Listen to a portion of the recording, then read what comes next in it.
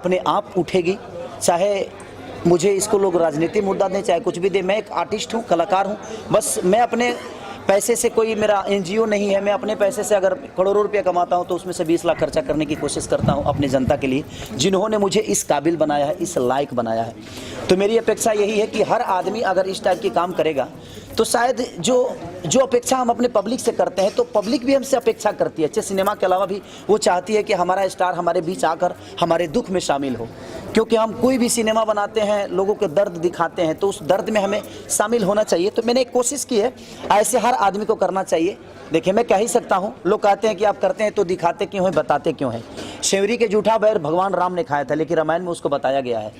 भगवान कृष्ण ने गोवर्धन पहाड़ उठाया था, लेकिन उनको बताया गया था। तो देखिए, कुछ चीज़ें तो होता है कि देखा देखी पुण्य और देखा देखी पाप होता है। अगर आप अच्छा करेंगे, नहीं बताएंगे, तो आपको देखकर दुनिया वो चीज़ें नहीं करेगी, लेकिन आप बताएंगे तो दुनिया कहेगी कि यार ये आदमी करता है, मुझे भी करना चाहिए। तो मेरे कहने का मतलब किसी के दुख में शामिल होना, अगर राजनीति दुनिया कहती है तो मुझे उसका परवाह नहीं है। अगर वो राजनीति है तो मैं वो राजनीति करना चाहता हूँ, ताकि लोगों के दुख में थोड़ा सा शामिल हो जाऊँ। मनोज भैया जब भी हम लोगों से मिलते हैं, वो बीजेपी के होके नहीं मिलते हैं। वो बीजेपी के होके मिलते तो शायद मैं उनसे नहीं मिलता। वो एक आर्टिस्ट है, वो एक अच्छे इंसान है।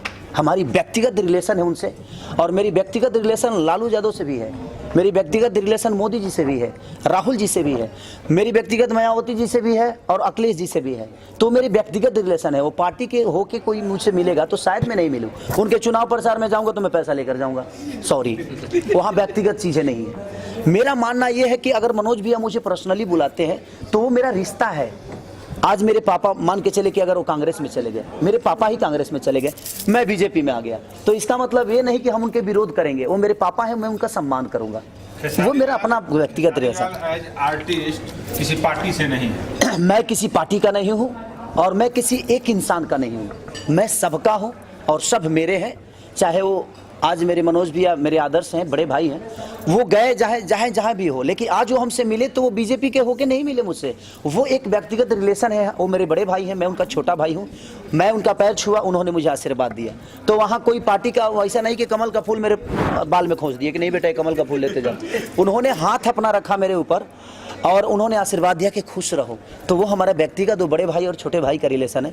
तो इससे मुझे कोई दूर नहीं कर सकता। अगर ये दुनिया को लगता है कि मैं किसी पार्टी को ज्वाइन करता हूं तो मैं किसी को सफाई तो दे नहीं सकता, और कितने लोगों को सफाई दूंगा। लोगों को लगता है तो लगने दीजिए। मैं एक ही बात बोला कि सूर्य जब उगता है तो आधी दुनिया सोई रहती है। इसका मतलब ये नहीं कि सूर्य उगना छोड़ दे, वो उगेगा।